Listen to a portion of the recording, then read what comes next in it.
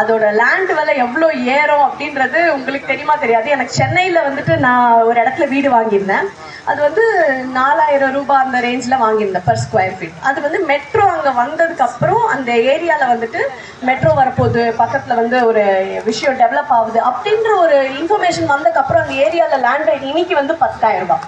So அது வந்து இன்னும் வரவே இல்லை, இன்னும் லான்ச்சே ஆகலை. இன்னைக்கு வந்து அவ்வளோ ரேட் ஏறி இருக்கு. ஆல்மோஸ்ட் 6000 ரூபாய் பர் ஸ்கொயர் ஃபீட்டுக்கு ஏறி இருக்குங்க. So it depends. நம்மளால சொல்லவே முடியாது எவ்வளோ ஏறும், டபுள் தான் ஏறும் அப்படிலாம் சொல்ல முடியாது. எப்படி வேணா ஏறும். நீங்கள் லேண்டில் போடுறது என்றைக்குமே வந்து லாஸ் கிடையாது.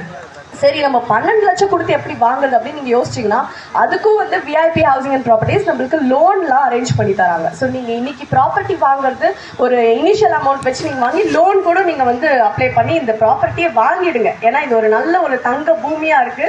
இது எந்த விஷயத்துல உங்களுக்கு இன்வெஸ்ட்மெண்ட்டுக்கு சூப்பரோ அதே விஷயத்துல நீங்க இன்னிலேருந்து வாழவும் ஆரம்பிக்கலாம். அந்த அளவுக்கு சூப்பர். ஏன்னா இங்க நாராயணா ஸ்கூல் பார்த்துருப்பீங்க. நாராயணா ஸ்கூல், அண்ணாமலையார் ஸ்கூல், அதுக்கப்புறம் உங்களுக்கு த இந்தியன் பப்ளிக் ஸ்கூல், இந்த மாதிரி நல்லா வந்து உங்களுக்கு நல்ல டாப் ஸ்கூல்ஸ்லாம் இருக்குது மதுரையில். இதெல்லாம் நீங்கள் கேள்விப்பட்டிருப்பீங்க. இதெல்லாம் உங்களுக்கு பக்கத்தில் இருக்குது. அண்ட் முக்கியமான விஷயம், இந்த ஸ்கூலுக்கெல்லாம் பிக்கப் பண்ணுற ஸ்கூல் பஸ் வந்து உங்களோட கம்யூனிட்டிக்கு வாசல்லே வந்து உங்களை பிக்கப் பண்ணிக்கோங்க.